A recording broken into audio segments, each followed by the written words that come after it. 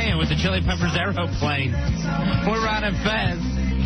The bumper music debate continues. You're just making Mikey upset. Now there's going to be... Now, the bumper... Mikey, we can't go back to the bumper music thing. We only have so much time to tell Fez's story. Okay. The bumper music is supposed to not even be noticed on a show. If it's done right, you don't even notice it. And now I've had to comment on it every time. But like you said, that was a nice tie-in. It was very nice. You never complimented, although you would occasionally dance. We can't get into that now. We have to go on with your story. My dancing was my compliment. Now, I had to fly home over the weekend. Besides being Father's Day, we had a death in the family, so I had to take care of that. I fly home Friday night, and excellent flight. Excellent flight. I sleep on the plane, something I've always wanted to do. Ronnie, you know me. I was in therapy for years to try to fly. Tried everything. Hypnotism. Drugs, illegal drugs. I've tried everything to try to fly and relax. Did you ever try the drinking? A lot of people say drinking will help. I used to get smashed before I get on a plane, and it was actually just the opposite. You would get crazier? Yeah, it would have really increased the stress. The drinking, that went out the window a long time ago to fly, because that doesn't work whatsoever. One of the things they always bring up is learning to fly yourself, and that way you're better understanding how the plane works. Merv Griffin did this. Merv Griffin couldn't fly. And he goes, sometimes even when he was just taxiing around, he got it from that seat. Really? Maybe, yeah. I can't imagine. Because you have to study the plane. And a plane is meant to fly. It's odd that it's ever on the ground. That's the odd thing about a plane. Yeah, I mean, I've heard all these things, and it's convincing myself of them. That's the problem. And I've been doing much better lately. So the Friday night flight, that was great. I had to fly home last night, get back for the show. So it's late. It's Florida. It was like an 8 p.m. flight, and there's a thunderstorm blowing in. All right? And the lightning and the thunder's cracking and everything else. So I'm a nervous wreck. I usually don't fly at night, and I'm gonna do this. Now, you don't like to fly at night? It's just not what I'm used to. When I fly, I have to have a routine down. I have to be at the airport, a certain amount of hours early, and there's things I have to do at the airport. I have to go through my routine. Flying at night is not usually one of it. I made it through Friday night. I think you would feel better if you came running in at the last minute at the airport. Well, usually that's why I try to go first thing in the morning if I ever fly. So that I don't have to think about it all day. Yeah. I can just get up and go to the airport and get on the plane. Now, were you thinking about it all day since you had a night flight? I started to think about it a few hours out before we left for the airport. And that was something else that I was getting better with. But then all of a sudden, I saw the clouds rolling in, the dark clouds, and I started thinking about it. By the time we got to the airport, it was already raining. The sky was just pitch black. There was lightning off in the background, in the distance. So we take off, and we're bouncing around. We got to get through those clouds. We've got that turbulence. And I'm explaining all this stuff to me, but I can't calm down. You explain it to yourself? I explain it to myself that we're just getting above these clouds. What a cute thing to say. I was explaining it to me that it was fine. But you know what? I'm a bad listener, and I wasn't listening to myself whatsoever. All right, so you get up over the clouds. So You're safe now. Everything is smoothed out for the flight home. No, it never got smooth. We bounced a lot. I mean, there was portions of the flight that were smooth. Yeah. But for the most part, we were bouncing around an awful lot. Was it Almost Famous kind of bouncing?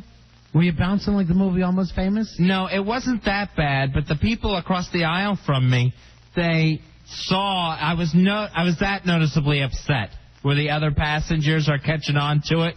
And they're like, and very nice people. The guy's name was Alex, and he was with two other people.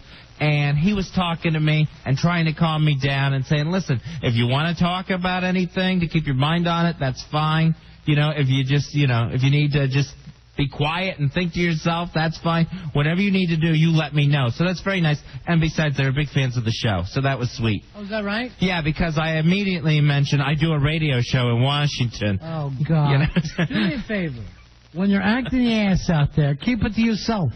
What I do is first I see where people are from to know if they're gonna get the show or not. Then I explain what goes on. You would have them talk to you about it or something? I mean, why would you want them to know who you are? It makes them more sympathetic if they know who I am. Because if it's someone who happens to enjoy the show, they're going to be nicer to me than if it's a stranger. You know, and then it's also a topic of conversation if I do feel like talking. All right, so Mikey, you're nodding your head at Fezzi, and then he looks at me and gives me a like crazy. So I'm going to think of that when I see you nodding your head when I'm talking. All right, so... Would you quit with the gesturing and the facial expressions? All right, let me bring this up to you. Let me bring this up to you, Fez. You act like this was a disastrous, tragic event, but being that you're here, I have to believe that nothing happened. I will admit this. I will confess this much. It's not nearly as bad as it always is in my mind when it's happening. My problem... I mean, nobody else was freaking out on the plane, right? No. So you would think if a plane came close to crashing, most of the people would be freaking out. A majority. Yet if it's only you, I see you wiping your hands now. Yes, because they're dripping in sweat. Yeah. Because I'm back on that plane thinking about it. Here's my problem. Yes, the turbulence wasn't that bad because they were offering drink service. And usually if it's bad, they can't bring out the cart. But what was bad was I couldn't calm down in my mind. The turbulence that we did have freaked me out so bad that I couldn't get myself back to a relaxed state where I could enjoy a magazine, I could enjoy my snack, anything. Now you're just freaking out. I couldn't calm down, and I'm tapping on my tray. Oh, God, I would hate to sit next to you if I didn't know you. You know how I get the Jimmy knee that won't stop? I noticed Wonder Boy was doing that while he was talking on the air, and that was bugging me then. Yeah, and I get that, and I can't calm down. So the drink service comes out, right? Yeah. So I said, okay, so I get a glass of they give me a glass of ice and a can of Coke, and I pour that, and I'm like trying to sip it and everything. I had the drink for like maybe a minute, Ronnie. The plane kind of did a little dip, not enough. I admit, not enough to cause damage. Oh God! I freak out. My knee hits the tray, and the drink goes, so the full glass of Coke goes flying everywhere. It's actually pouring off the tray onto my lap. Now my lap is absolutely soaking wet with soda pop. All right, so what happens then? So what happens then is I already got my one napkin for the drink that they gave me. I'm trying to sop it up. The guy sitting next to me sees what happened. He hands me his napkin. I'm sopping it up. Now my lap is cold and wet and sticky. The flight attendant sees what happened. She goes, let me get you another drink. I'm sorry that happened. Let me get you another drink. They pour me another glass of Coke. Ronnie, I don't have it a second. I swear I had it maybe a millisecond. I get nervous. I knock the thing flying again. Like a toddler. Another full can of Coke goes flying. Ronnie, now the tray table that I have pulled out, it is filled with Coke to the brim, and it's actually sloshing back and forth like I have a little pond on my tray table. The guy who's sitting next to me, the nice passenger, looks over. He sees it full of soda, and he goes, "You didn't just do that again, did you?" And I just looked at him. I laid back in my seat and just went, "Yes." And at that point, now I've got him, the person he was with, 2 flight attendants, all rushing back and forth to the front of the plane, getting me huge mounds of paper towels, napkins, and they're all trying to stop me up. My crotch is now soaking wet completely. And I can't get up to go to the bathroom to try to towel my own self off because it looks like I've wet myself. And being that nervous, who would think that I hadn't? So when you finally land... Yes. Are you shocked that you lived through this? Oh, man. And then we bumped all the way into the airport. We were dropping those things where it's like you're lowering at like 1,000 feet at a time or whatever. Yeah. We were just doing it in seconds. Just like the plane was going down a flight of stairs. It was dropping. Boom, boom, boom. Maybe I'll help you with this. All right. I want you to flick the lights on and off as I start to do this. Just imagine yourself, you're on a plane, right? Up and quick and up and down. And you know how it's... Oh, my God! Listen. This is your captain speaking. We're going down, fellas. We're going down. Why is he addressing me personally? I hope you have some kind of a personal relationship with Jesus, because we're not going to make it. The lights are freaking me out. I've never felt anything like this before. We're going to die. Oh, God. All right, stop. Aren't you kind of embarrassed when you live, though? Stop with the lights. But doesn't it remind you when you're on the plane and there's bad weather that the lights flash back and forth like that? Yeah, because the time I would get the nerve to look out the window, no lie, the whole flight, I can see lightning bolts in the distance. And I just know I'm going to see that person on the wing, like William Shatner did in Twilight Zone. All right, now, I'm going to tell you the truth. Never at any point, and give me a little flash. Why do we keep There's doing somebody this? on the wing. We're all going to die. I'm in a flight simulator. But you do live. Here's the thing. You do live through this. And yet Yes. you never tell the story of what it's like to go walking with basically pissy pants through an international airport. I was so sticky for the entire trip. And my carry-on bag, everything in it, it's just filled with Coke. Not the good way. It's just like the old days when I used to get off a plane. When you used to make me carry your luggage. And believe me, I'd be sweating then, too, thinking, all right, if I make it through this, I'm not going to have to work for 6 months. Everything. Look, I couldn't wear a belt tonight because my one belt it's so sticky I couldn't put it on. All right, Mike, you bet me you put on weight over the weekend. And he goes like this. Notice he went through another belt? Well, you're wrong, Mikey D. Quit flickering the lights and playing the plane. There's no way to hold it together. She's coming apart. She's coming apart. Holy moly. Oh, my God. Oh, Lord, it's over. I feel like the room is literally going down here. The studio is going down. Turn on the lights, Wonder Boy. You know, and I was so proud of myself because... Oh, yeah, we all are. We're real proud of you, Coke Britches. Because when I got on the plane, you know what? I felt like I could do this. I felt good about it because I had had such a good flight, 2 days before. And I didn't even do my thing where I insist on speaking to the captain and the co-pilot before the plane takes off.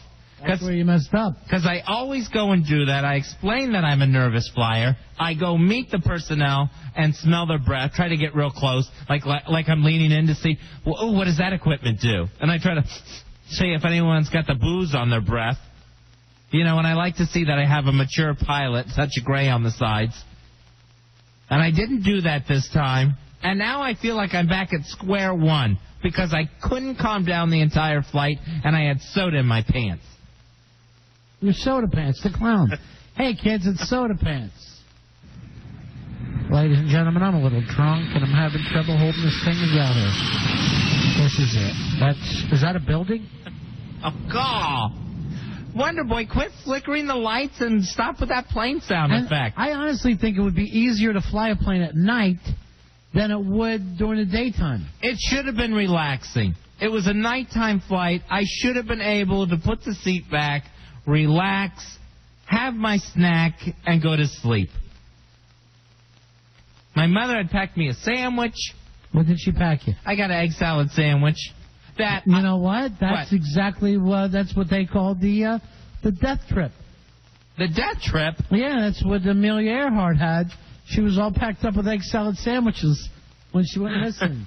And so when I finally got around to nibbling on that, I had to eat it dry. Yeah. Because I was too humiliated to ask for another drink, please, with my sandwich. Mikey the Teacher wants you to get Learning to Fly by the Foo Fighters. It's a great song, and you listen to it, and maybe at the end you're going to feel better. It's not going to help me.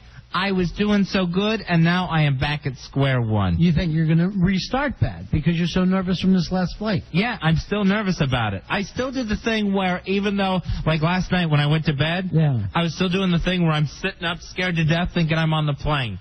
The weird thing is that we're flying out of here tonight. Why? Cameron wants us to go to Tokyo. Cameron Cameron, we are not going to Tokyo. Well, that's where the Wing Walker convention is. I'll go to Alan. He wants. I'll call Alan right now at his home. Yeah. And override Cameron. Oh, yeah, because you got his home number and you called too much. That was a mistake. I hit redial by accident really late one night. You know what he said? He goes, look, if you guys need me, let Ron call. It's not as much, and it's not for every little thing. That was a mistake. I didn't mean to do that. All right, well, you're going to be okay, Fuzzy, all right? I don't think so. But what I'm going to say is I'm going to stop caring. Because I've known you... How does that help? You just never die in these plane crashes.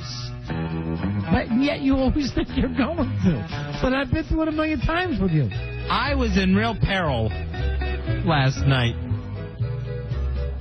The plane doesn't have to crash for you to die on board. Your heart could give out. That's what I thought was going to happen. I thought I was going to get an aneurysm or something. I was so nervous.